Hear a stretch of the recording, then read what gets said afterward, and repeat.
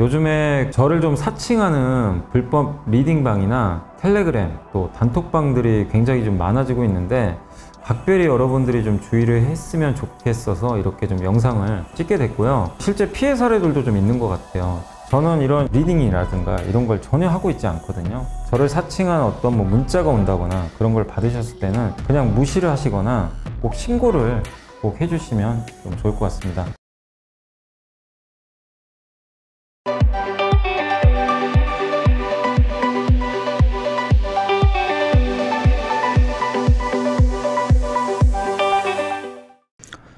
네, 안녕하세요. 이베스트 투자증권 염승환 이사입니다. 자, 오늘 2023년 8월 14일, 이제 8월 15일, 이제 휴일 앞두고 좀 방송 시작해서 오늘 증시가 급락해서 좀 우울합니다. 예, 요새 시장은 안 좋아요. 안 좋은데 소외받은 기업들이 그냥 이제 한풀이를 좀 하고 있고 주도주는 다 급락하는 그런 좀 좋지 않은, 그러니까 7월과 8월은 완전히 정반대로 흘러가고 있습니다.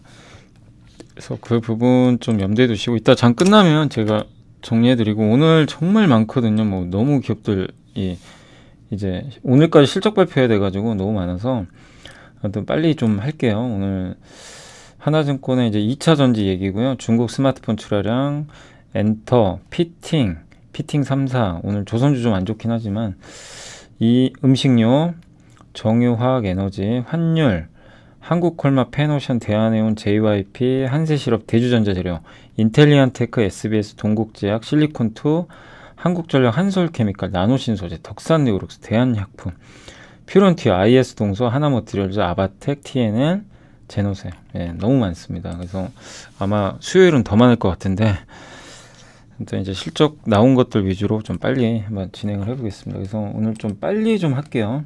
속도감 있게. 일단 이제 하나증권의 김현수 연구원님 의견은 뭐냐면은 소재의 속성은 바뀌지 않기 때문에 그 상반기는 어떻게 보면은 이 양극재가 너무나 주도를 했잖아요. 근데 이제 하반기는 좀 어떻게 될 거냐, 이제 그런 좀 내용인데, 어쨌든 정책이 중요하다. 라고 좀 보시면 좋을 것 같고, 그래서 국내 기업들의 증설이 집중되는 거는 미국과 유럽인데 양극재에 집중됐으니까 양극재 올라간 건 당연한 거예요. 정책이 그쪽에 많이 집중이 됐고 중국 소재를 막아주는 방향이었는데, 이제 비양극재 분야에서도 그런 일이 펼쳐진다면 그쪽이 수혜를 받지 않겠냐. 그래서 분리막과 전해액이 그 면에선 가장 가시성이 높다. 그래서 고정비 비중이 높은데 요새 분리막 회사들 실적 좋죠. WCP 같은 경우 영업이익률이 20%가 넘었어요. 그리고 리튬 가격이 하락하면서 전해액 산업도 역시, 전해액 같은 경우 이제 미국에 공장 지어야 되거든요. 바로 옆에 들어가야 돼요. 알리바바 같은데 이번 조지아인가요? 맞아요. 조지아 쪽에는 아마 엔캠도 공장을 증설하는 걸로 알려져 있습니다. 그래서 이런 이제 전해액 분리막 회사들은 정책 수혜를 받을 것 같고, 구리가 이번에 IRA 원자재 목록에 포함이 됐는데 동박이 아직 확실히 포함됐는지는 몰라요. 그건 아마 10월이나 11월에 발표할 것 같은데, 다만 가능성도 있다고 하니까. 그래서 만약에 저게 포함이 되면 동박도 미국에서 이제 공장을 지어야 되니까 중국을 막아주겠죠.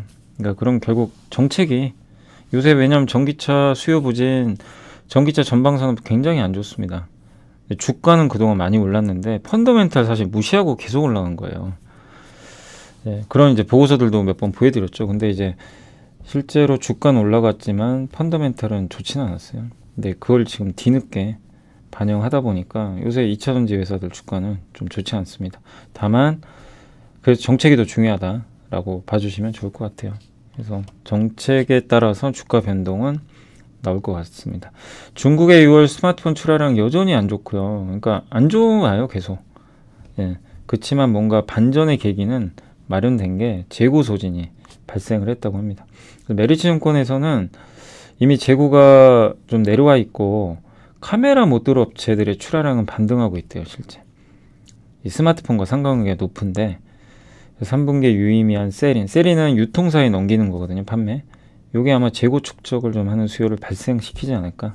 그래서 선행적으로 재고 조정이 좀 나왔기 때문에 MLCC가 특히 그런 이제 대표적인 건데, 삼성전기가 좀 괜찮지 않겠냐라는 그런 내용입니다. 중국의 스마트폰은 더 나쁠 것도 없지만 좋은 것도 아닙니다. 여전히 부진하지만 뭔가 그래도 방향은 전환하려고 하고 있고요. 중국에 이렇게 안 좋아요. 20년, 21년, 23년도는 뭐 계속 안 좋습니다. 네. 점점 악화되죠. 그러니까 이제 더 나쁠 게 없지 않겠냐라는 좀 개념으로 보시면 되겠고, 카메라 모듈 이게 진한 색선이거든요. 소니 옵티컬 확 올라왔죠. 23년도. 그러니까 이걸 보면 하반기 좀 나아지지 않겠냐라는 그런 내용입니다.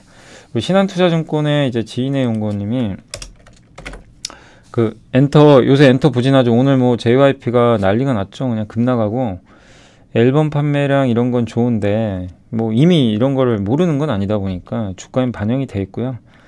일단 오버행이 있어요. 수급 이슈. 넷마블은 하이브 지분을 어쨌든 팔 가능성이 굉장히 높습니다. 왜냐하면 내년에 차입금 갚아야 돼요. 그래서 팔 확률은 좀 있어요. 그렇지만 정확한 건 나온 건 없습니다. 근데 이게 이제 발목을 좀 잡고 있고, 하이브는 또 SM 지분 갖고 있는데 M&A 할 때 또 SM 지분 팔 수도 있거든요. 그러니까 정해진 건 아닌데 잠재 주식수가 있으니까 기존 주주들은 불편하죠. 불확실하고, JYP는 실적을 미달해서 오늘 급락을 해버렸고, MSCI 이제 이벤트 끝나버렸고, 아티스트 컴백도 없어요. 8월은 공백. 9월이에요. 9월에 베이비몬스터나 SM 신규 보이그룹 기대해봐야죠. 그 9월에 JYP는 현지 걸그룹이 이제 데뷔를 합니다. 그러니까 9월에 좀 몰려 있어요. 그래서 8월까지는 좀 공백 상태다. 이때 좀 조정 받을 텐데 이때가 기회가 되지 않겠냐, 이런 내용입니다. 그래서 호재거래가 좀 부진한 상태에서 주가 많이 올랐고, 실적은 예상보다 실망스럽고, 그러니까 이제 빠진 거죠. 그렇게 일단 생각하시고, 중장기적으로는 크게 이상은 없을 것 같다, 이 내용입니다. 좀 쉬어갈 가능성이 높고요. 그 다음에 이제 미국, 이란이 한국 동결자금 해제했다. 이거 주말에 뉴스 나왔죠. 그래서 이란이, 그러니까 어떤 내용이냐면, 우리나라가 옛날에 이란에서 컨덴세이트라든가 원유 같은 거 수입하잖아요. 그때 그 이제 결제 대금을 거기 이제 이란에 이제 줘야 될 거 아니에요. 근데 그 대금을 트럼프 대통령이 동결시켜 버린 거예요. 이란 제재하면서. 그러니까 이제 이란도 한국도 이제 그 돈에 손을 못 대고 있는 거죠. 근데 그 돈이 이번에 합의를 해서 스위스 은행으로 갔다고 합니다. 그래서 아마 이란이 다시 가져갈 거예요. 이미 가져간 것도 같기도 하고요. 어쨌든 이게 9.2조 원이니까 굉장히 큰 돈이죠. 네. 근데 왜 이걸 하냐? 일단 이제 미국은 중동에서 영향력을 다시 확대하겠다. 왜냐하면 지금 이란과 사우디 사이에서 중국이 껴가지고 영향력을 확대하니까 안 되겠다, 이렇게 보는 것 같아요. 그리고 이렇게 되면 이란에 대한 제재가 해제되면 이란의 원유가 나오니까 인플레 압력을 떨어뜨릴 수도 있고, 중국의 입지 강화를 견제할 수도 있고, 그죠? 여러 가지 포석이 있는 것 같아요. 근데 이란이 원유를 당장 크게 수출하기는 어렵고요. 그동안 좀 제재를 받았기 때문에. 그리고 이미 중국으로는 수출을 또 하고 있대요. 그래서 여기서 뭐 갑자기 뭐 대폭적으로, 예, 그리고 규제를 완전히 해소한 건 아니에요. 저 자금을 풀어주겠다는 거지, 뭐 이란 수출해라, 이게 나온 건 아닙니다. 다만 이제 여기서 함의하는 건 뭐냐면 컨덴세이트라고 있어요. 요거를 설명을 해드릴게요. 근데 요거를 한국에서 많이 수입을 하거든요, 이란에서. 근데 그게 끊겨가지고 다른 나라에서 수입을 했었어요. 저게 이제 수입이 만약에 재개될지, 근데 저게 수입될지는 아직 모릅니다. 그거는. 예, 수입이 재개되면 우리나라 이제 업체들 입장에선 석유화학이나 좀 긍정적일 수가 있는 거죠. 예, 그래서 이 이란산 컨덴세이트 수입이 재개되면 컨덴세이트 분해 설비를 보유한 업체들은 좀 원가 경쟁력이 복원되지 않겠냐, 라고 좀 보고 있는 것 같습니다. 그래서 정유업체는 그 약간 이제 비용 부담이 안정화될 것 같고, OSP가 이제 사우디에서 판매하는 가격인데 요게 조금 이제 떨어지면 수익성에 도움이 되고요. 그 다음에 이란산 컨덴세이트를 사용을 하면 원가가 줄어듭니다. 그러니까 보통 이제 정유회사들이 컨덴세이트 받아다가 나프탈 만들어서 석유화학 기업이 주거든요. 그럼 이제 나프탈을 싸게 만들어 줄 수도 있는 거죠. 그럼 나프타 가격이 완화되면 또 석유화학도 좋고, 여러모로 한국 화학업체들한테는 되게 좋아요, 이게. 근데 이게 뭐냐면 컨덴세이트가 천연가스에서 섞여 나오는 액체 탄화수소인데 이게 나프타 원료예요. 그러니까 보면 여기서 컨덴세이트를 만든 다음에 CFU 공장에서요, 나프타로 바꿔줘요. 그럼 이 나프타를 이용해서 뭐 만드냐? 에틸렌, 프로필렌 이런 거 다 만듭니다. 네. 아니면 원유로 하든가, 원유에서 NCC로 가서 에틸렌을 만들거나, 컨덴세이트 통해서 하거든요. 여러 방법은 있어요. 근데 컨덴세이트는 나프타를 많이 뽑아내요. 그것도 싸요, 가격도. 네. 그렇기 때문에 한국 회사들 입장에서 이게 풀려주면 이란이 세계 최대거든요. 받아오면 저 공장 통해서 나프타 싸게 만들어서 공급, 원가가 줄어드는 거죠. 이런 효과가 있다고 합니다. 근데 이게 풀어질진 몰라요. 근데 이제 가능성은 있다. 이렇게 보시면 좋겠고, 피팅은 하반기 수주 자신한다, 이런 내용인데, 하이투자의 최강식 오지훈 연구원님이 이제 보고서를 쓰셨고, 피팅 이사 적정 주가를 상향 조정을 했다고 합니다. 그래서 수주는 조금 감소했어요. 약간 이제 성광밴드는 증가했는데 태강은 다소 감소했는데, 수주가 좀 감소한 이유는 뭐냐면은 고객사들이 이제 단가 인하를 요구했나 봐요. 원자재 가격 떨어지니까 야 좀 이제 단가 낮추자. 그러니까 거절했대요.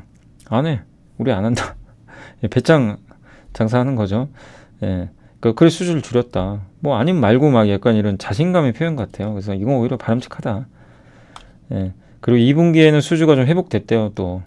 그러니까 1분기까지 좀 줄었다가 2분기는 회복인데, 그렇다고 선별 수주 풀어서 우리 그냥 단가 싸게 해줄게, 이건 아니래요, 또. 그러니까 어떻게 보면 이제 피팅 업체들이 좀 우위에 있는 거죠. 예. 그 하반기에도 수주 계속 증가할 걸로 지금 목표를 제시를 해줬고요. 수요가 많아요. S-오일 샤인 프로젝트라든가 석유화학, 뭐 아니면 해양 플랜트, LNG 플랜트에 다 들어갑니다. 피팅이 기본적으로 들어가요. 북미 지역에서도 수주 꾸준히 증가하고 있고, 양사 모두 3천억 정도 목표로 좀 하고 있는데, 선별 수주로 약간 미달은 하지만 이 역시 바람직하다. 굳이 마진을 갉아먹을 필요는 없으니까. 태광은 평소 유지보수 투자로 2-30억 정도 지출하고요. 올해는 대형 프레스, 로봇, 기계류 투자에 한 150억 정도 지출하면서 매출 증가를 준비 중에 있다고 합니다.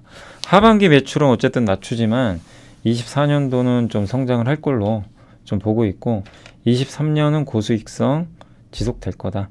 네. 그러니까 결국 이제 핵심은 올해 하반기에 수주 증가 같아요. 근데 이제 다만 주가가 좀 올랐잖아요. 태광이나 성광밴드도. 그래서 좀 쉬어갈 가능성은 있어요. 많이 올랐기 때문에. 그래서 그 또 쉬어갈 때가 기회가 되지 않겠냐라고 좀 보고 있습니다. 결국 관건은 23년도 하반기에 실적도 중요하겠지만 수주가 더 중요하지 않겠냐, 이렇게 좀 보시면 좋을 것 같습니다. 아무튼 영업이익률도 거의 20%에 다다를 정도로 좋은 흐름이다. 그래서 장기 사이클은 크게 문제 없다라고 보셔도 될 것 같고요. 그 다음 메리츠 증권의 백연 오정화 연구원님은 피팅 3사 실적 3사입니다. 여기 하이로코리아도 들어가요. 그래서 지금 피팅 발주 규모가 2.1조 원 정도 추산을 하는데, 한 해 수주할 수 있는 한 회사가 할 수 있는 거는 2,600억에서 3,900억 정도 나온다고 합니다. 하이로코리아는 좀 작은 피팅, 개장용이라고 하는데 요건 좀 더 작아요. 1,800에서 2,800억.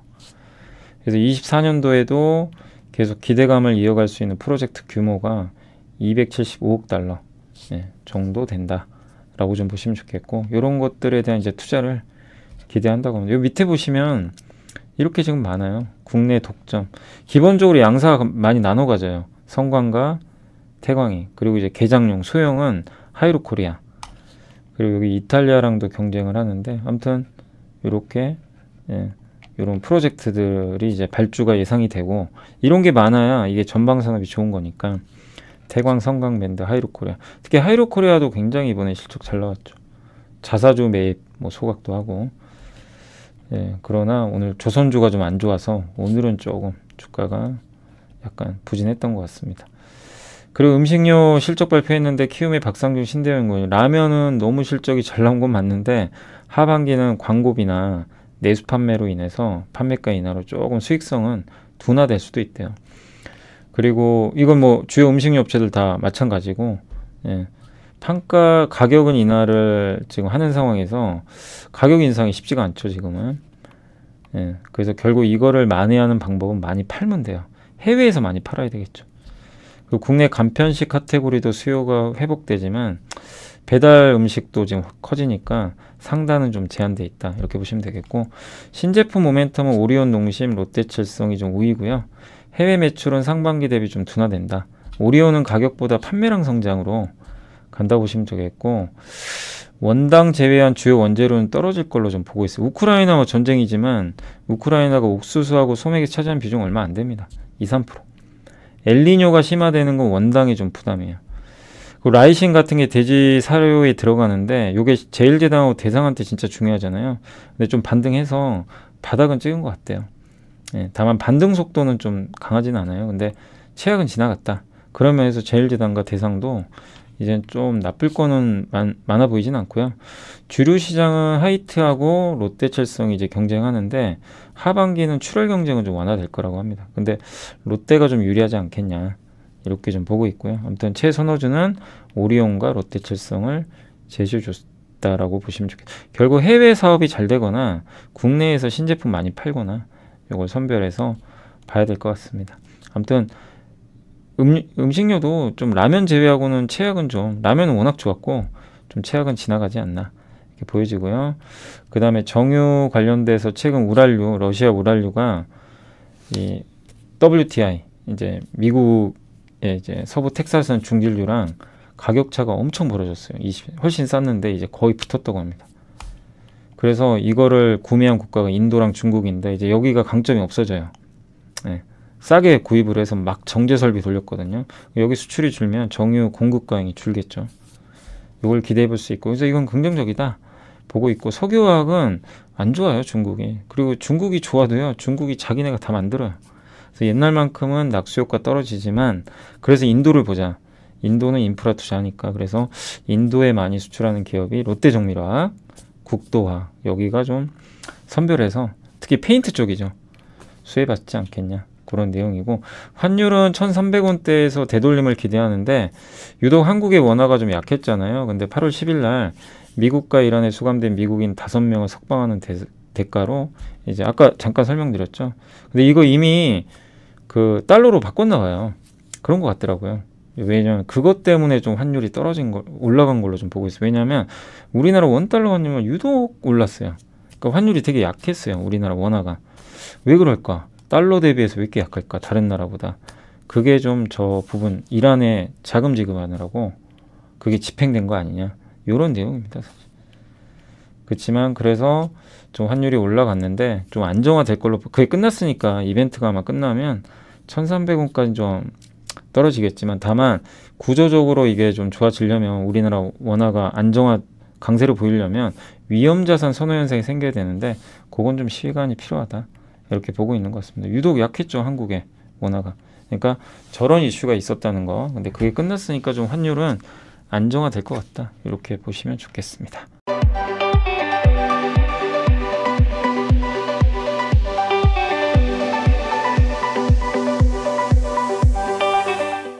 자, 계속 이제 말씀을 또 드려보겠습니다. 이제 엔터주들 같은 경우 이제 주가 좀 부진한데 뭐 일단 잠깐만요. 이거 아까 했던 것 같은데 그죠? 아까 했죠?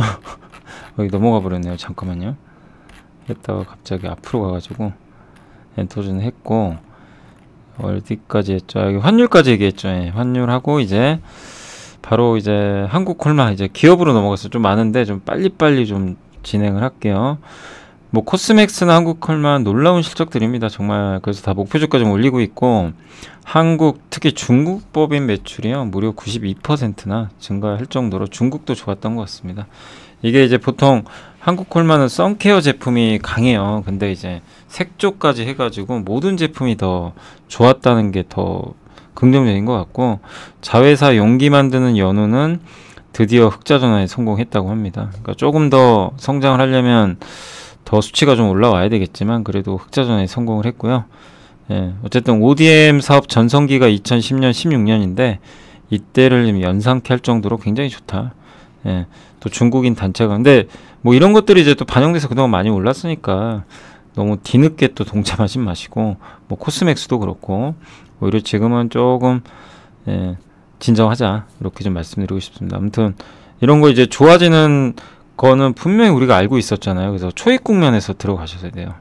그래서 이런 것들은 많이 보고서 통해서 말씀을 해드렸기 때문에 근데 지금 좋아진 거는 이제 그때 이미 예고가 됐던 거고 이제 실적으로 확인됐는데 지금 들어가면 너무 늦죠.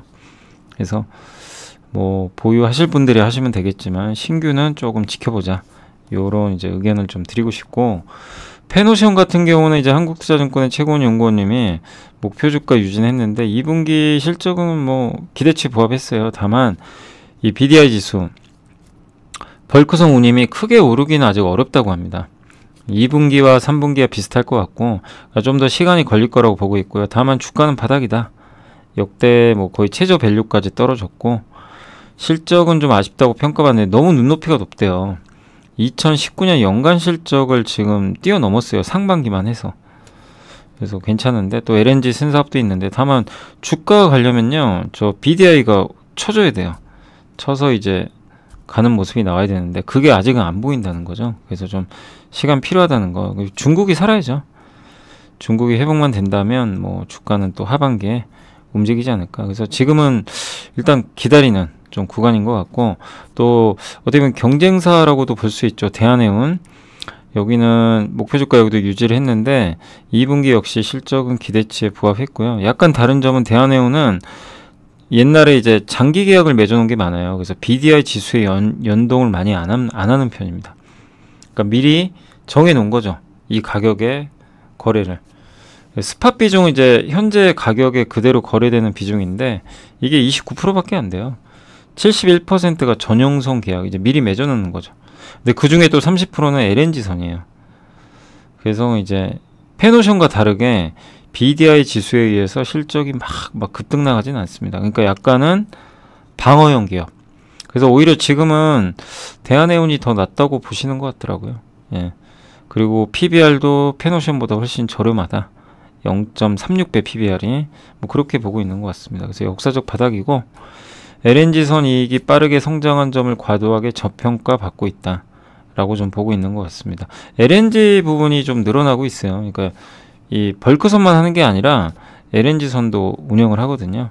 근데 또 앞으로 2척을 더 추가할 예정이고 그래서 올해 LNG 부분은 90% 정도 이익이 증가할 것 같다. 다만 주가는 굉장히 부진합니다. 예, 나쁠 건 별로 없어 보이는데 아무튼 대한해운은 상대적으로 굉장히 저평가돼 있다 라고 보셔도 좋을 것 같습니다. 자, 그리고 오늘 이제 JYP가 많이 흔들렸는데 목표 주가는 16만원 유지했고요. 기대치를 하회했어요. 근데 너무 눈높이가 높아요. 이제 주가가 많이 올랐으니 어쩔 수 없어요. 눈높이가 높은데 미달했으니 일단 한번 이제 빌미가 된 거죠. 근데 그거는 이제 인건비가 좀 많이 잡힌 것 같습니다. 예. 그리고 일본 매출액은 올해 3, 4분기 실적 발표에서 3월에 4분기 실적 발표를 했을 때 스트레이즈 키즈 컴백을 포함한 사상 최대 앨범 판매가 나왔는데도 100억 원 가까운 쇼크가 나왔는데 그때 일본 매출액이 얼마 안 잡혔대요. 근데 2달 뒤인 1분기 실적에서는 4분기 실적 쇼크와 유사한 수준인 오히려 100억의 서프라이즈가 또 나왔어요. 이때는 또 일본 매출. 그러니까 무슨 얘기냐면 일본의 그 콘서트를 많이 하는데 동급 굉장히 큰 데서 많이 하거든요. 근데 이게 정산을 바로 해주는 경우도 있고 좀 늦게 해주면 그게 지연이 되면 그 다음 분기로 잡힐 거 아니에요. 그러니까 이제 일본 실적이 워낙 크니까 이게 변동성이 높다고 합니다. 그래서 반기 기준으로 봐야 된다. 그런 얘기예요. 그래서 작년 4분기는 쇼크가 났는데 올해 1분기는 서프라이즈가 나온 거죠. 그런 차이가 있다. 그래서 너무 분기 실적에 연연하지 말자는 그런 내용인 것 같습니다. 근데 어쨌든 지금은요 좀 모멘텀은 없어요. 당장은. 그래서 9월에 미국 걸그룹 데뷔하니까 그때가 이제 또 기점이 될 것 같습니다. 그래서 단기적인 조정은 조금 더 이어진다. 그러니까 약간 이제 모멘텀 소진 구간이다. 이렇게 보시고 대세 아직 뭐 저도 제가 봤을 때도 지장은 없는 것 같고요. 다만 이제 9월에 미국 걸그룹 데뷔가 이게 굉장히 중요하지 않을까 이렇게 생각을 하고 있습니다. 한세실업 좋습니다. 실적 좋고 이번에 잘 나왔고요. 영업이 굉장히 선방했어요. 이 안 좋은 업황에도 원재료 물류비 떨어졌고 또 마트에 주문하는 비중이 감소했는데 이거를 중고가나 아니면 그 스파 의류 이런 쪽에서 주문이 늘어나면서 좀 마트 주문을 조금 상쇄했다고 합니다. 그리고 이제 4분기부터는 또 마트에서도 주문이 들어올 거고 그러니까 4분기로 갈수록 좋아진다. 다만 이제 주가가 옛날에 우리 한참 봤을 때 그때 16,000원 막 7,000원 할 때였잖아요. 지금 최근에 또 올랐으니까 그렇다고 고성장하는 기업 아니니까 쫓아가는 건 아닌 것 같아요. 그래서 밸류 매력은 조금씩 이제 둔화되니까 쌀 때 투자하는 게 맞겠죠. 그래서 지금은 트레이딩 정도로만 대응을 하는 게 맞는 것 같습니다. 대주전자재료는 신한투자의 정영진 연구원님이 목표 주가 올렸는데 근데 제가 읽어보니까 글쎄요 좀 약간 물음표가 좀 사실 이렇게 남겨져요. 왜냐하면 실적은 안 좋아요. 감소했고 실리콘 응급제가 이게 핵심인데 이게 좀 부진했어요. 예, 근데 물론 이제 앞으로 늘어나겠죠. 근데 이제 물량이 본격 확대되는 건 내년 하반기래요. 근데 지금 아직 1년 정도 남았잖아요. 예, 그러다 보니까 좀 당분간은 이 숫자에서는 뭐 엄청나게 나오기는 좀 어렵지 않나 이렇게 좀 저도 생각을 하고 있고, 다만 투자는 계속합니다. 근데 이제 2차 전지라는 게 당장 숫자보다는 성장성을 보니까 그걸 반영을 해서 주가들은 움직였었죠. 그래서 대주도 10배 이상 올랐잖아요, 사실 주가가. 그래서 저도 개인적으로는 장기적으로 여전히 좋게 봐요. 그러니까 뭐냐면 내년 하반기부터 전기차 많이, 실리콘 응급제는 이제 저는 필수적으로 들어간다고 생각합니다. 근데 이게 IT 기기에도 들어가요. 앞으로 스마트폰 이런 배터리 같은 데 있죠. IT 기계 다 배터리 들어가잖아요. 그러니까 전기차만 들어가는 게 아니에요. 그 시장도 꽤 크대요. 근데 거기에도 들어가니까 앞으로 장기적으로는 굉장히 성장할 텐데, 다만 단기적인 이제 그게 좀 안 보이는 거죠. 예, 숫자가. 그래서 조금 시간 필요할 것 같고, 이게 증설을 해도 시간 걸리니까. 그래서 연내 박스권 하단이라서 뭐 중장기적으로는 괜찮은데 단기적으로는 조금 지지부진할 것 같습니다. 그리고 PER이 내년 기준입니다. 올해가 아니고요. 내년 기준 148배예요. 그 신한 보고서를 보니까. 그러니까 뭐 아무리 몇 년 후를 당긴다고 해도 싸다고 할 수가 없죠. 그래서 약간의 좀 가격 부담 때문에 주가는 좀 당분간은 좀 부진하지 않을까 이렇게 생각합니다. 뭐 지금 2차전지가 다 부진하긴 하지만 조금 쉬어간다. 다만 이렇게 부진한 걸 이용하시면 좋을 것 같아요. 부진할 때, 그러니까 흥분해서 오를 때 투자하지 마시고 막 좀 안 좋다는 뉴스 나와서 막 급락할 때, 그럴 때가 내년을 보고 보는 전략이 낫지 않나. 근데 어쨌든 당분간은 조금 지지부진한 흐름이 나올 것 같고요. 그 다음에 이제 유진투자증권의 정의연 연구원님은 인텔리언테크 목표 주가 11만원 유지했고 실적 되게 잘 나왔습니다. 해상용 안테나, 원앱, 영국의 위성 인터넷 기업이죠. 그래서 요게 매출이 늘어난 것 같고요. 그 다음에 이제 미국 국방부에서 군용 광대역 국제통신위성 해상용 안테나 이거 인증을 획득해가지고 2분기 이번 매출에 많이 잡혔대요. 원가율도 떨어지고 6월에 추가 모델 사용 인증을 또 획득했기 때문에 하반기에 뭐 3분기가 될지 4분기가 될지 모르지만 또 매출이 나오겠죠. 근데 중요한 거는 국방부도 물론 중요하겠지만 원앱하고 아마존입니다. 주요 고객사의 원앱, 그 이런 위성 인터넷, 그 안테나, 예, 그게 이제 매출이 본격적으로 늘어날 것 같고, 아마존에는 그 게이트웨이라고 위에서 이성 인터넷이 쏘죠. 전파를 쏘면 게이트웨이가 받아다가요 가정이나 기업 쪽에 그쪽에 안테나 쪽으로 뿌려줍니다. 그 중간에 플랫폼 역할을 해요. 그래서 이쪽 게이트웨이 사업도 이제 개발을 좀 하고 있는데 아마존을 통해서 아마 납품을 하는 걸로 알려져 있습니다. 예, 그래서 지금 글로벌 저궤도 위성통신 사업이 본격화되고 있어서 이미 테슬라의 일론 머스크는 여기 스타링크 통해서 하고 있죠. 그래서 이 시장 커질 수밖에 없는 시장이니까 괜찮고, 이제 유증으로 그때 한번 빠졌다가 주가 올라왔는데 숫자도 좋고 하반기 전망도 괜찮은 것 같습니다. 다만 이제 고밸류니까 조금 조정식 관심을 갖는 게 좋을 것 같고요. SBS는 하나증권의 이기용 황지훈 연구원님이 목표 주가 41,000원 유지했고요. 연간 TV 광고 성장률을 하향 조정했습니다. 근데 오히려 자회사들 실적이 좋아서 연간 이익 추정치는 또 올렸어요. TV 광고는 주는데 다른 쪽이 만회를 하는 거죠. 그래서 오히려 이익은 증가할 걸로 추정치 좀 올려버렸고요. 다만 단기적인 모멘텀은 조금 떨어지죠. 예, 그렇지만 주가 싸다 이런 내용들이고, 그리고 2분기 실적도 기대보다 훨씬 잘 나왔어요. 이렇게 안 좋은 업황에도 255억을 벌어줬습니다. 또 자체 제작 드라마 자회사, 예, 광고 업황에도 실적 선방했다. 예. 그리고 이 정도 이익 치력이면 분기에 연간 1,000억 정도 벌거든요. 근데 시총이 굉장히 낮은 편이죠.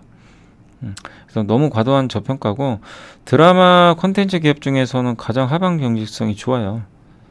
예, 일단 밸류 자체가 싸니까, 예, 크게 잃을 게 없는 가격대고요. 업황은 최악 지났고 만약에 업황 좋아지면 더 좋은 흐름 나올 것 같습니다. 그래서 드라마 쪽에서는 가장 좋은 좀 선택지가 되지 않을까.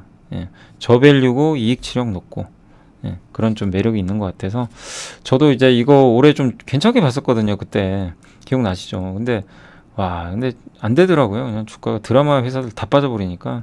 근데 이제는 최악은 지나서 좀 회복되는 쪽으로 보셔도 좀 괜찮지 않을까 싶고요. 동국제약은 목표 주가 2만 원 유지했고요. 이익은 여전히 안 좋은데 이제 괜찮아질 걸로 보고 있어요. 정우시 연구원님도. 왜냐하면 광고 선점비를 좀 너무 많이 써요. 작년 2분기에 158억, 올해 209억이 났었어요. 이러니 뭐 이익이 증가를 못하죠. 매출은 꾸준히 늘어요. 그러니까 본업 제품은 잘 팔리는데 비용을 너무 많이 씁니다. 그러니까 이것만 줄여도 이익이 점프할 텐데요. 근데 이번에 또 마데카 프라임이라는 의료기기를 또 출시해가지고 여기 마케팅을 많이 했나봐요. 그래서 이쪽 그 마데카 프라임 효과로 일단 뭐 매출이 는 건 좋은데 다만 그 이쪽 이 비용이 증가한 거죠. 광고 선접비 때문에. 근데 아마 점점 줄일 걸로 보고 있는 것 같아요. 3분기 이후부터는. 그러니까 이제 3분기까지만 좀 더 보시면 좋을 것 같아요. 3분기에 진짜로 저 마케팅비 줄이면 레버리지 효과가 나와서 이익이 점프할 겁니다. 왜냐면 매출은 잘 나오니까. 근데 그동안은 매출은 계속 증가하는데 이익은 계속 꺾여요. 비용 때문에. 근데 그 고리를 3분기에 끊어낼지 그것만 확인하면 될 것 같습니다. 그래서 이제 최악은 좀 지나갔다. 이렇게 보셔도 되겠고, 한국투자증권에서는 이제 실리콘2라고 그래가지고요. 화장품 유통회사입니다. 주로 미국 쪽에 많이 유통하는 걸로 알려져 있고요. 이번에 엄청난 실적을 냈습니다. 영업이익이 300% 증가했고요. 유통회사인데 마진이 두 자릿수가 넘고요. 주력 국가인 미국, 말레이시아, 인도네시아도 좋았고, 그 다음에 초기에 인디 화장품 브랜드 많잖아요. 여기 지분 투자해가지고 이번에 7억 원 정도 지분법 이익도 기록했다고 합니다. 인디 브랜드가 좋아지면 같이 가는 기업이에요. 또 아마존 쪽에도 납품을 하는데, 아마존에서 매출이 발생하는 일부 국내 기업 아모레퍼시픽은 프라임데이 매출을 행사 전에 미리 반영하는데, 실리콘2는 행사 진행되는 달에. 그게 왜냐면 아마존이 아모레퍼시픽 거를 미리 매입을 해요. 직매입. 그러면 이제 아모레퍼시픽은 바로 잡죠. 매출을 사가니까. 근데 실리콘2는 그게 아니고 아마존 풀필먼트 있죠. 배송해주고 관리해주는 이쪽 통해서 간접 매출이에요. 그러니까 이제 이걸 이용을 하는 거지 아마존에 넘기는 건 어떻게 보면은 아마존이 직매입하는 형태는 아니죠. 그러다 보니까 이제 실제 팔릴 때 프라임데이가 진행될 때, 그러니까 아모레퍼시픽은 안 팔려도 아마존이 사가요. 그냥 직접 자기네가. 쿠팡 형태죠. 쿠팡은 직매입하잖아요. 직매입을 하니까 로켓 배송이 가능한 거예요. 빨리빨리 해줄 수 있는 거죠. 근데 아마존도 아모레 거를 직매입하니까 아모레는 바로 반영을 하죠. 매출에. 근데 요 실리콘2가 하는 형태는 풀필먼트 배송 서비스 그쪽을 통해서 하다 보니까, 예, 실제 판매가 될 때 좀 늦게 반영된다. 이렇게 보시면 되겠고, 조선미녀나 스킨 1004 인기가 높아지면서, 예, 소비자에게 판매가 잘 되고 있다고 하고요. 또 4분기는 미국의 블랙 프라이데이도 다가오니까 좋지 않겠냐. 한마디로 인디 화장품 인기의 최대 수혜 기업 중에 하나고, 다만 주가가 이것도 역시 많이 올랐습니다. 숫자는 좋은데. 그래서 좀 기다리자. 근데 어떤 회사인지 한번 설계해 드린 거고요. 한국전력은 이제 더 나쁠 건 없는 것 같아요. 목표 주가 올렸고요. 오늘 뭐 주가 그렇게 좋진 않았는데 2분기 적자폭이 크게 축소됐고 실적 개선 시작됐고 내년엔 흑자 납니다. 3분기부터 영업이익이 흑자 날 거고요. 내년엔 전체로. 근데 매력은 떨어지죠. 아무래도 성장산업이 아니고 규제하잖아요, 정부가. 그러니까 이제 트레이딩으로만 대응하시고, 다만 이제 나빠질 게 뭐가 있겠습니까? 그죠? 그래서 주주분들은 버텨내시면 되겠고, 다만 큰 수익을 뭐 이렇게 생각하지 마시고 적절하게 대응을 하시면 좋겠습니다. 아무튼 최악은 지났다. 한솔케미칼은 이제 한국투자증권의 박성웅 연구원님이 목표 주가 32만원 유지했고, 아쉬워요. 실적이 그렇게 좋지는 않습니다. 반도체는 의외로 괜찮아요. 버티고 있대요. 특히 파운드리 이쪽. 그리고 LNG 가격이 떨어지면, LNG를 원료로 쓰거든요. 과산화수소 만들 때. 근데 그게 이제 하락을 해서 이 부분도 좋은데, 문제가 뭐냐면 디스플레이에도 QD 소재가 들어가요. TV가 잘 안 팔리잖아요. 여기가 22%나 감소해서 이번에 실적이 안 좋은 이유가 그것 때문이고, 반도체 전구체죠. 어떤 소재를 만들 때 합성하는 전구체인데 이게 2.4% 이렇게 업황 안 좋은데도 성장했어요. 그러니까 이 부분은 우호적인 거죠. 네, 이렇게 보시면 될 것 같습니다. 그래서 이번 2분기가 연간 실적 저점으로 보고 있는 것 같아요. 저점이고 내년 전구체 매출액은 25%나 증가할 걸로 보고 있고, 이제 내년에 반도체 업황이 어쨌든 좋아져야 돼요. 그게 우선순위입니다. 그렇게 된다면 자연스럽게 주가도 많이 회복되겠죠. 그래서 결국 좀 시간 필요합니다. 아직은 반도체 수요 부진이 계속되고 있고 전공정 이쪽이 좋진 않죠. 근데 내년을 보고 기다리는 구간인 것 같아요. 아무튼 잘 좀 인내심이 필요하다. 네, 이렇게 말씀을 드리겠고요. 업황이 터닝하면 앞장서서 좀 올라갈 기업은 아닌가. 그게 언제냐가 좀 관건입니다. 그리고 나노신소재는 목표 주가를 신안해서 올렸고요. 뭐 영업이익 증가했고 실적은 괜찮았어요. 2차전지, CNT, 탄소 나노튜브, 도전제죠. 요거 매출이 반등하면서 역대 최대 매출. 최근 배터리 밸류체인이 요새 아시겠지만 전기차 수요가 좀 안 좋다 보니까 주가들이 안 좋습니다. 네, 근데 도전제, 탄소 나노튜브 도전제는 카본 블랙을 대체하다 보니까 상대적으로 영향에서 자유롭다. 아직은 카본 블랙이 훨씬 많아요. 근데 그거를 저 CNT가 대체하는 거죠. 그래서 침투율이 높아지겠죠. 근데 오히려 지금 침투율이 낮기 때문에 유리하죠. 그만큼 룸이 많이 남아 있으니까. 그래서 25년 10만 톤 이상 수요가 예상되는데 양극재 시장부터 우선 적용 예상되고, 이제 실리콘 응급제 탑재가 확대되면 응극향으로도 많은 비중이 좀 늘어나지 않을까, 이렇게 보고 있는 것 같습니다. LFP 배터리에도 이게 쓰인대요. 이 부분도 우호적이다 라고 보시면 좋을 것 같습니다. 그래서 확실한 미래가 있는데 문제는 밸류가 싸진 않습니다. 이 기업 PER이 66배 내년. 그러니까 이게 단점은 뭐냐면은 물론 뭐 100배 200배 갈 수도 있죠. 근데 주가가 부담을 느끼는 거죠. 근데 지금 당장 모멘텀이 크진 않잖아요. 2차전지 전방적으로 다운되니까. 그래서 내년 보고, 내년엔 아까 대주전자 재료도 그렇고 뭐 제2호 또 이런 나노신소재 내년 보면 내년 하반기거든요. 굉장히 좋아질 거는 같은데 그 기간 동안 이제 좀 인내가 필요하죠. 주가가 등락을 거듭할 거니까. 네. 그래서 근데 방향성이 명확해야지 버티는 거지, 계속 안 좋아진다, 이제 성장 끝났다 그러면 인내한다고 그게 답은 아니죠. 근데 이쪽 저는 실리콘 응극제나 도전제 요 시장은 이제 성장 초입으로 보고 있거든요. 그래서 인내심만 잘 발휘하시면 될 것 같습니다. 근데 그 인내가 조금 더 필요하다 지금은, 이렇게 보시고, 덕산 네오룩스는 이번에 실적 잘 나왔습니다. 그래서 목표 주가 6만원 유지했고요. 진짜 그동안 안 좋았죠. 뭐 디스플레이 막 업황 악화에다가 아이폰 15 양산 지연. 근데 이번 3분기 영업이익은 예상은 조금 하회할 것 같아요. 예. 그렇지만 4분기로 어차피 넘어가는 거니까 크게 문제될 건 없다. 그러니까 결국 3분기에 잡힐 물량이 4분기로 넘어간다. 그래서 최근에 PER 22배까지 떨어졌는데 22배면 싼 건 아니죠. 그죠? 퍼가 20배가 넘으니까 싸다고 할 수는 없어요, 사실.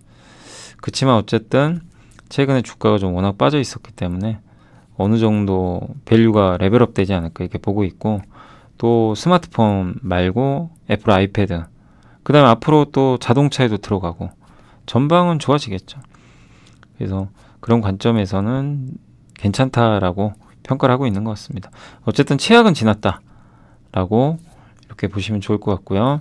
대한약품은 이 회사는 기억나시죠? 여기 그 이윤우 회장님이신가요? 이름이 맞나? 제 기억은 정확히 안 나는데 아주 매주 한 번씩은 사잖아요. 내부자매에서. 기억나시죠? 보면서 야, 주가 저렇게 안 가는데 계속 사는구나, 그 생각 많이 하셨죠. 그래서 저도 매일 써서 올리면서 야, 이거 참, 근데 주가는 참 안 가더라고요. 근데 오늘 괜찮았어요. 목표 주가 3만원. 근데 제가 실적 봤거든요. 실적을 좋습니다. 실적. 예, 매출액 분기 최대 나왔고요. 기초수액제는 태장방지 의약품으로 가격 하락이 없어요. 요새 약가에 나죠. 약간이나 없는데 물론 올릴 수도 없어요. 그 중요한 게 뭐죠? 이 회사 앞으로 실적 좋아지려면 사람들이 입원을 많이 해야 돼요.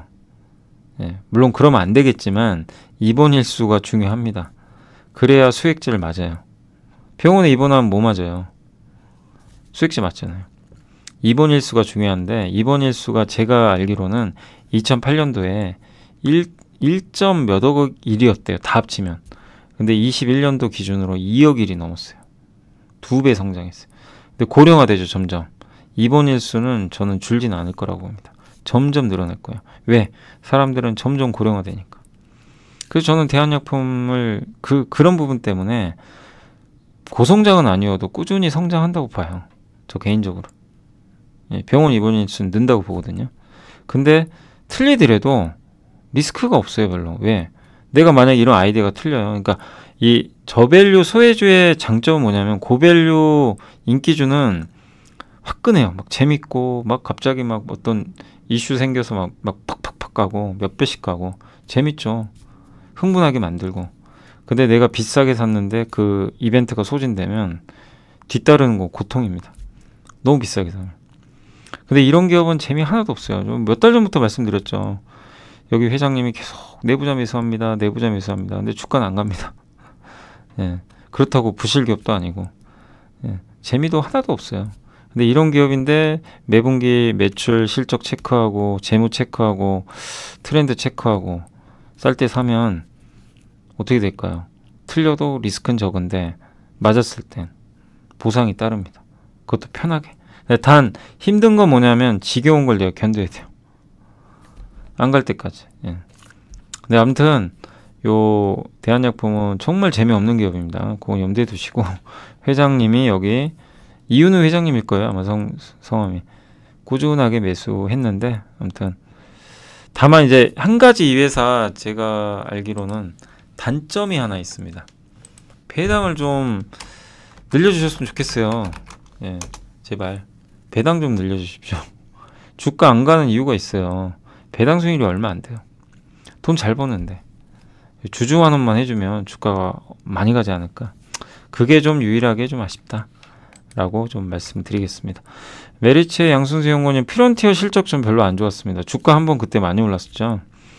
근데 이제 밸류가 높은 편인데 실적은 기대에 못 미쳤고요. 예, 전장용은 좋았어요. 그러니까 자동차에 들어가는 거. 근데 전반적으로 매출은 부진했고 올해는 그래도 500% 성장할 걸로 보고 있고요. 예, 다만 이제 전장용 장비 리드타임과 2분기 말에 수주가 확 줄었어요. 그래서 분기별로 성장은 조금 보수적으로 봐야 될 것 같습니다. 그 주요 고객사 아마 테슬라로 지금 알려져 있는데 이 전기차 생산하고 거기에 들어가는 그 카메라 장비 있죠. 그러니까 카메라 모듈 만들 때 필요한 그런 장비들이 이제 필요한데 이 화소수가 증가하거나 신규 차종이 출시할 때 장비가 새로 들어가는데 이 두 가지가 딱 맞아요 지금. 그리고 테슬라 그 사이버 트럭 아시죠? 이제 그때 사이버 트럭 출시한다 그래가지고 주가 뻥 올랐어요. 예. 그래서 그 약간의 이슈가 있었죠. 그래서 단기 실적보다 하반기 수주 증가 모멘텀을 보면서 주목하시고. 근데 그때도 말씀드렸잖아요. 주가가 싸진 않아요. 많이 올랐기 때문에. 근데 보면 22년도 2분기랑 지금 비교하면 엄청난 성장입니다. 비교가 안 돼요. 근데 왜 그러냐면 1분기랑 비교하면 줄어버렸죠. 수주잔고 방향성이. 그래서 이제 요게 조금 부담인 거고 다만 작년과 비교할 건 아닙니다. 그래서 올해 3분기가 중요해요. 다시 수주가 늘어난다면 또 괜찮아지지 않을까. 그래서 당분간은 조금 지지부진한 흐름은 좀 이어지지 않을까라고 예상을 합니다. 방향성은 명확합니다. 주가 이게 보면은 꾸준해요. 예, 다만 주가 오르고 수주가 좀 감소했기 때문에 잔고가 예, 조금 주가는 좀 지지부진한 흐름 후에 다시 움직여 주지 않을까 이렇게 보고 있습니다. IS 동서는 삼성의 이경재 연구원님이 목표주가 4만원 유지했고요. 2분기 실적 괜찮았어요. 건설도 나쁘진 않았어요. 실적. 리스크도 좀 제한적이라고 하고 2차 전지 쪽도 지금 요새 리튬 가격 하락해서 상황이 그렇게 좋은 편은 아니죠. 폐배터리 사업하죠. 그래도 경쟁사 대비해선 수익성이 높다. 이렇게 보고 있고 그 다음에 소광로 증설, 재건축 활성화, 그리고 2차 전지, 급격한 메탈 시세 변동성화, 이런 걸로 실적은 개선되지 않겠냐 보고 있고, 시간은 좀 필요합니다. 건설 쪽은. 그렇지만 PER은 7배로 저평가니까 뭐 괜찮지 않겠냐 라고 보고 있는 것 같아요. 그러니까 내년 보시고 대응하는 기업으로 보시면 돼요. 그러니까 좀 편하죠. 주가가 뭐 워낙 빠져 있으니까. 폐배터리 사업도 있고 건설만 나쁘지 않는다면 좀 나아지지 않을까, 저도 그렇게 보고 있습니다. 그래서 좀 시간은 걸리겠지만 여유 가지고 보시면 좋겠고요. 하나머티리얼즈도 실적은 별로였습니다. 기대에 못 미쳤고 뭐 그럴 수밖에 없죠. 지금 전방 산업이 워낙 안 좋고, 이 회사 낸드는, 그러니까 이 회사 SIC 링이나 식각 부품은 주로 낸드 쪽에 들어가요. 근데 낸드 지금 감산 들어갔잖아요. 삼성이 더. 그러니 실적이 좋게 나올 수가 없죠. 그래서 연간 분기 실적은 2분기보단 3분기가 저점 같다. 그러니까 한 번 더 떨어졌다가 올라갈 것 같아요. 그런 걸 반영해서 요새 주가가 좀 안 좋습니다. 그러나 방향성은 바뀐 건 없어요. 그리고 도쿄일렉트론이 새로운 유전체 식각 장비, 삼성이 호평했다 그랬죠. 그래서 내년 도쿄일렉트론 매출이 증가할 것 같고, 그렇게 되면 하나머티리얼즈가, 이 도쿄일렉트론이 하나머티리얼즈 주주거든요. 그래서 연결고리가 많죠. 그래서 도쿄일렉트론의 성장에 따라서 하나머티리얼즈도 같이 성장하지 않을까, 이렇게 보고 있습니다. 아무튼 이번 조정은 내년을 위한 좀 기회가 아니겠냐. 반도체는 항상 말씀드리지만 안 좋을 때 막 주가 그냥 파파팍 무너질 때, 그때 핵심적으로 경쟁력 있는 기업들을 편입을 한다면 결국엔 좋은 결과가 나오더라고요. 비쌀 때만 하지 마세요. 올라갈 때만.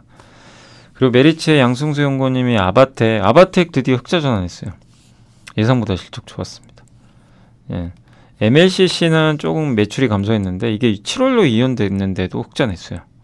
7월엔 저 매출 잡히잖아요. 그럼 더 좋은 실적 나겠죠. 3분기. 그죠? 그 디스플레이는 추정치를 또 상회했고, OLED 향에 식각 장비 있거든요. 요게 샘플 매출이 좀 반영됐다고 합니다. 그래서 올해 영업 손실 예상했는데 이익으로 상향 조정했고, 내년엔 무려 249억. 내년이 진짜 중요합니다. 내년에 실적이 점프할 것 같고요. 북미 고객사용 태블릿용 하이브리드 OLED 식각 매출은 내년 2월부터. 저게 아이패드에 들어가는, 아이패드 만들 때 식각하거든요. 유리를 얇게 기판 잘라주는 거예요. 그건 내년 2월부터 주로 LG로 들어가요. 이 회사는. 그 MLCC의 신규 투자도 순조롭고, PBR 1.2배로 단기 실적 악화로 밸류 부담은 있었지만 이제 해소가 되기 시작했다.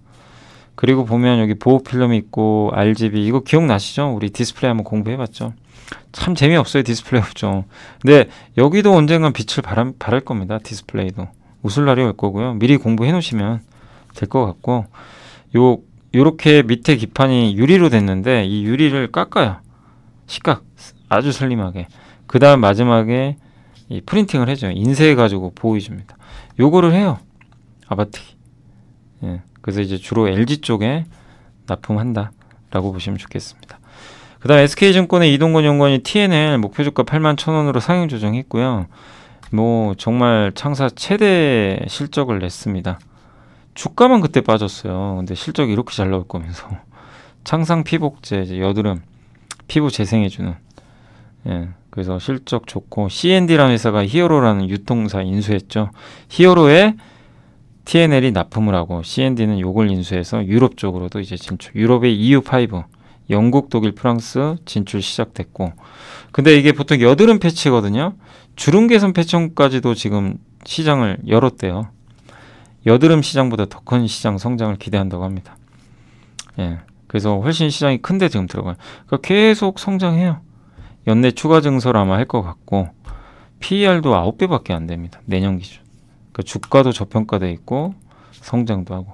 이게 신규로 출시한 주름 개선 패치래요. 그러니까 그동안 주가는 하락만 했었는데 성장을 지속하는 우량주다, 이렇게 보시면 좋겠습니다. 자, 그리고 이제 제노쌤, 대신증권의 이석영 연구원님이, 이게 제노쌤은 후공정 장비입니다. 약간 한미반도체랑 비슷해요. 하는 사업이 조금 비슷한 사업을 많이 해요. 근데 실적은 쇼크 났죠. 좀 안 좋았고요.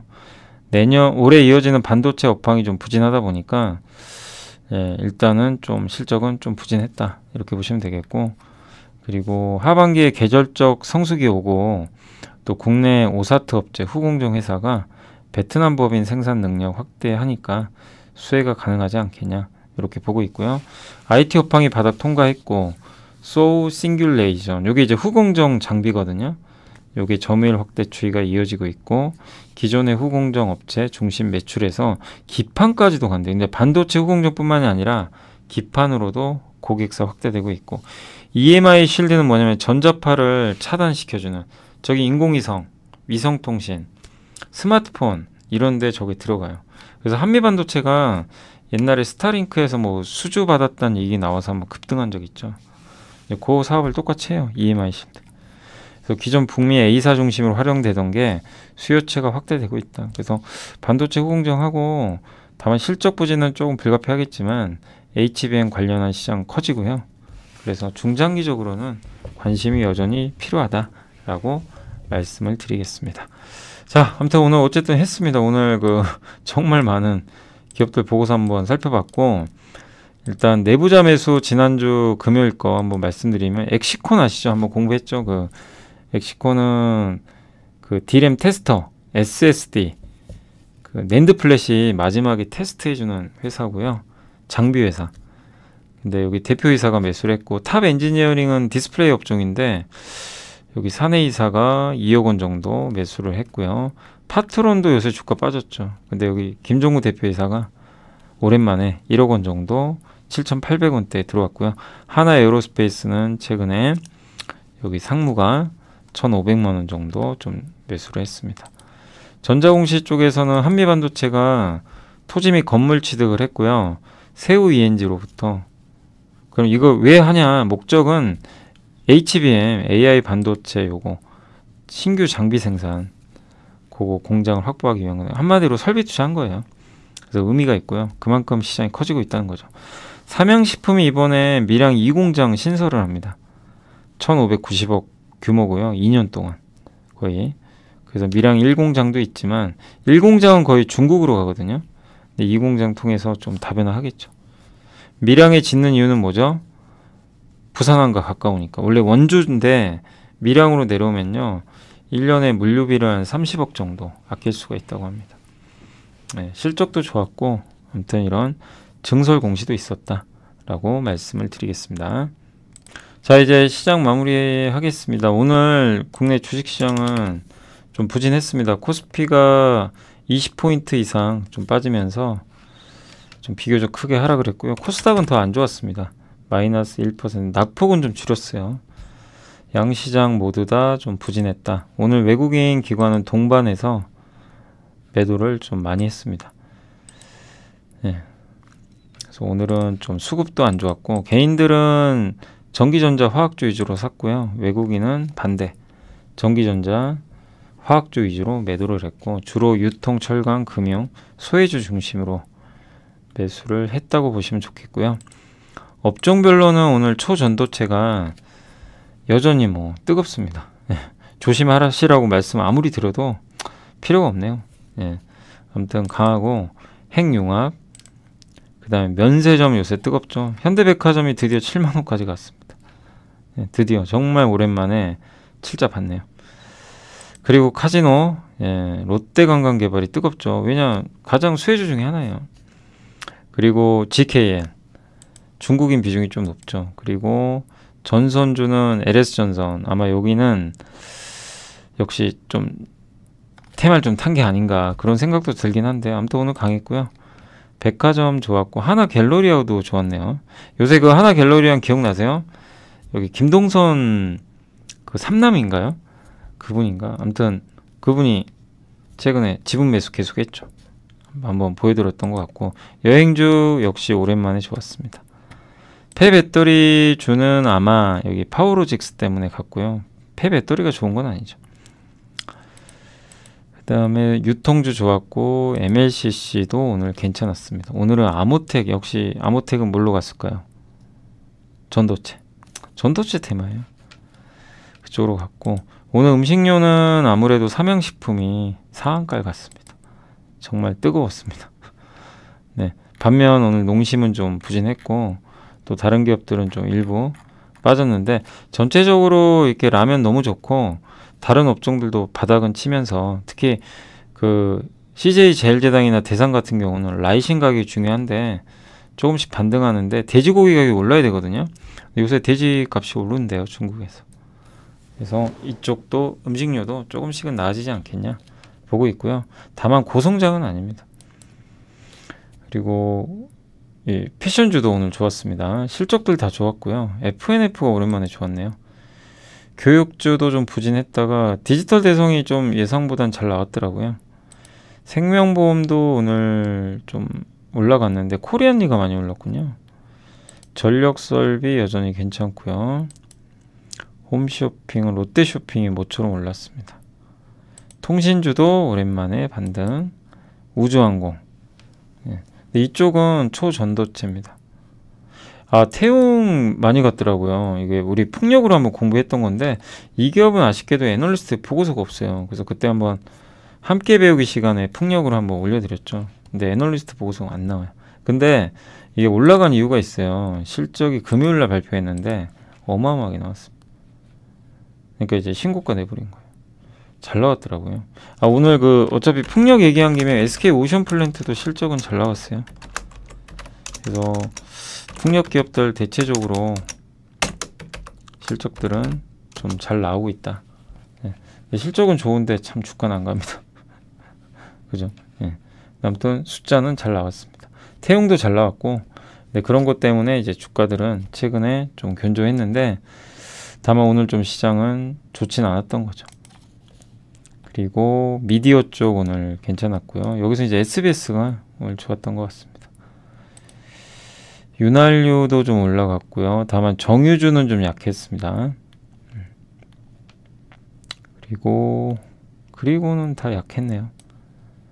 오늘 조선주 급락했고요. 하나오션 아시죠? 여기 MSCI에 편입되고 급락했습니다. 제로 노출인 것 같고요. 조선 업황이 나쁜 것 같지는 않고요. 임플란트 좀 빠졌고 레이가 실적이 좀 예상보다 안 좋았어요. 와, 주식 무섭습니다. 이렇게 많이 오르다가요. 숫자 안 나오면 그냥 망가집니다. 숫자가 좀 생각보다 안 좋았어요. 그거 염두에 두세요. 예, 오늘 빠진 이유는 그것 때문입니다. 숫자가 예상을 주가는 올랐는데 숫자를 못 맞추면 이런 좀 현상이 나오는 것 같습니다. 건설기계 쪽에서는 오늘 굴삭기 진성도 실적이 예상보다 안 좋았어요. 그러니까 이게 미스 나면요 쳐버려요 그냥. 예. 진성도 예상을 좀 하회했어요. 기대는 전년비는 올랐는데 기대치가 높은데 만족을 못하니까 또 기회가 오는 거 아닌가 그런 생각도 들긴 하는데 아무튼 요새 숫자 못 맞추면 그냥 던져버리는 게 요즘 장의 특징입니다. 그래서 되게 민감하게 반응은 좀 오늘 했고요.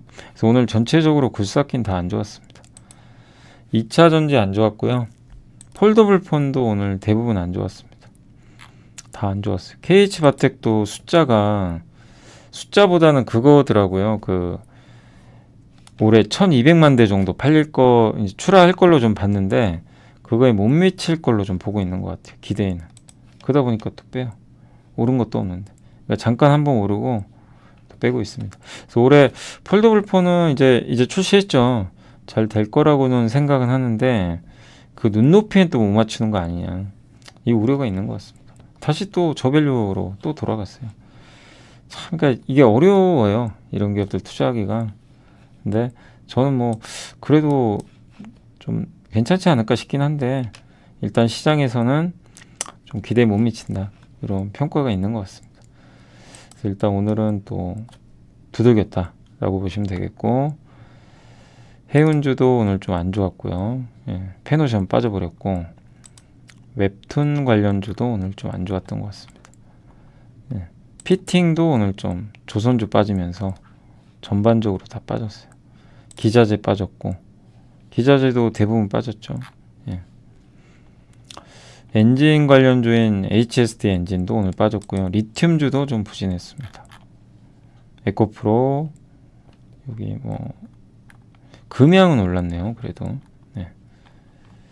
석유화학. 그래서 오늘 보면 많은 기업들이 이렇게 좀 하락을 했다라고 보시면 될 것 같고요. 그래서 결국 실적 시즌이다 보니까 실적에 따라서 주가 변동성은 굉장히 커진다라고 보시면 좋을 것 같습니다.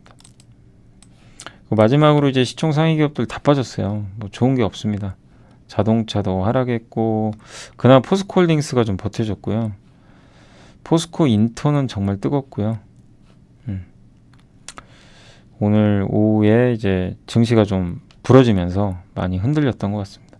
LG전자, SK이노베이션,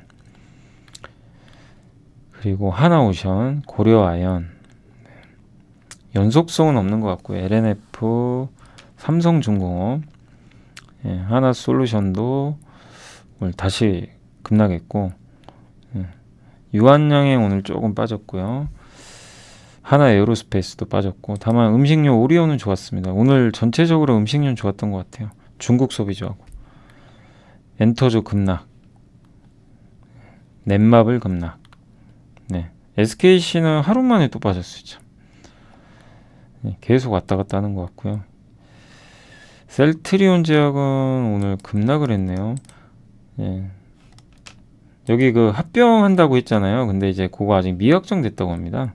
여기 구체적인 시기나 이런 거는 확정은 안 됐다. 또 아마 공시를 하겠죠, 나중에. 근데 어쨌든 오늘 좀 주가는 부정적으로 작용을 했던 것 같습니다.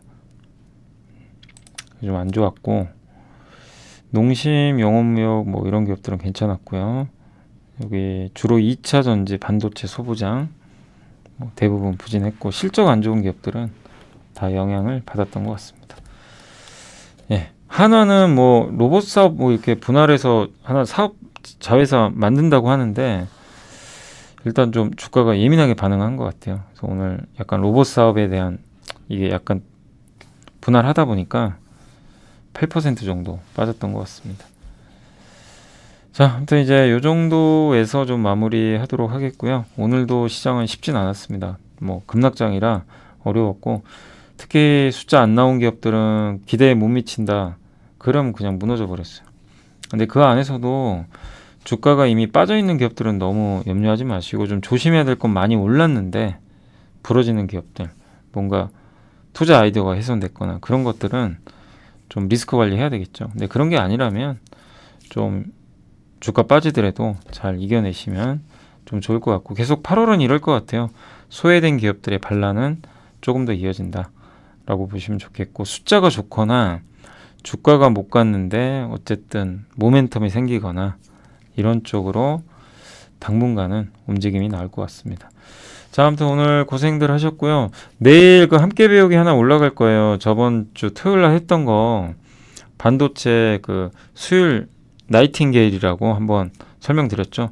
그거 파트 2 내일 올라가니까 참고해 주시고, 아마 이번 주에는 함께 배우기는 좀 한 주 쉴 것 같습니다. 그러니까 내일 대신 올리고, 예, 제가 할 여력이 안 돼요. 준비를 해야 되니까. 그래서 그건 좀 양해해 주시면 감사할 것 같습니다. 아무튼 내일 오전 10시에 함께 배우기도 많이 시청해 주시고, 좀 어려운 장이지만 하루 좀 잘 쉬시고 충전하셔서 수요일 날 또 찾아뵙도록 하겠습니다. 감사합니다.